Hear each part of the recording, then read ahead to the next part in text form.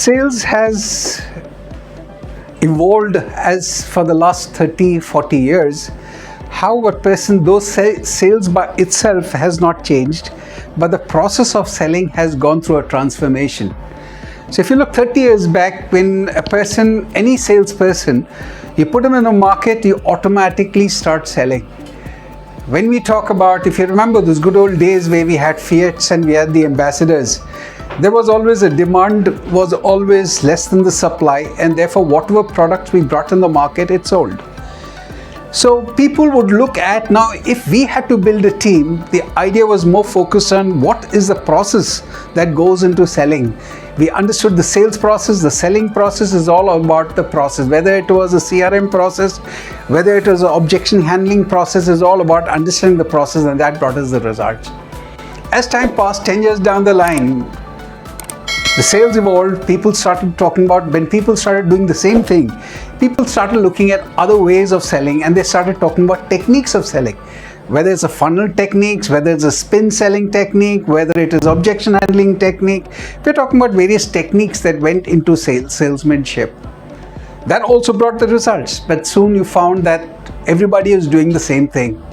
What was it? Because at the end of the day, it was not just about selling a product. Whom are we selling it to? Our customers. Because people bought from people. Therefore, the key element is, how well did I understand the people? How well did I understand myself?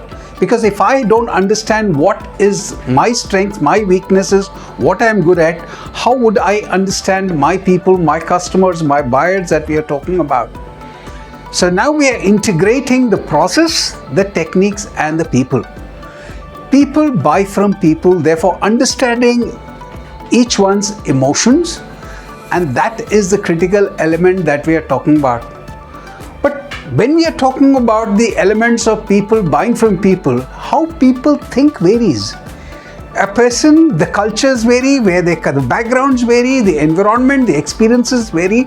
Therefore, to understand people, that is the key element which we are now focusing on in terms of behaviors, in terms of attitude, in terms of what influences them into buying your product, your services which you are talking about. So people think differently, therefore they act differently. Therefore, if they act differently, I need to communicate differently with different people that we are talking about. And when we are talking about people, the backgrounds that they come from, at the end of the day, it's the people. We are talking in terms of the growth. You have various kinds of mindset. Some people work towards what is the solution? What is the solution that you're talking about? Some people look at, how do I address the problem? So are you working from a growth mindset perspective, or are you looking at from a fixed mindset perspective? Because human beings by nature have unlimited wants. They always, when I have a 2-bedroom house, I'm looking for a 3-bedroom house along the way. Subsequently, I might look at 4, I might look at villa. So it's always, wants are unlimited. That's the first assumption that we make in economics. So when you're looking at people, everybody has got their growth mindset. They're always looking at ambitions. They're looking at new opportunities, new ways. The question is, as a salesperson, am I looking at how do I partner with the customer, with the buyer, in enhancing and helping him achieve his growth, his ambitions, his development, whatever he's looking for. And we as buyers, we are also, as a human being, we are social animals.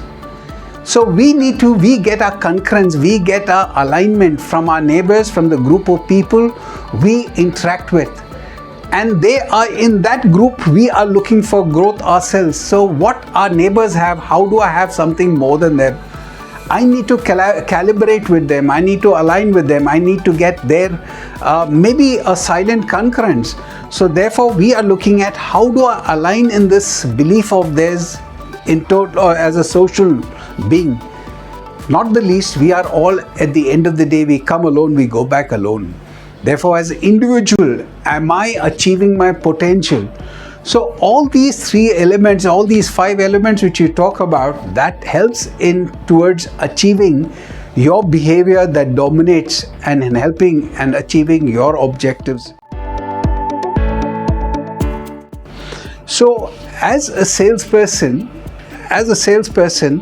we need to understand why people buy, what is the purpose on which they buy.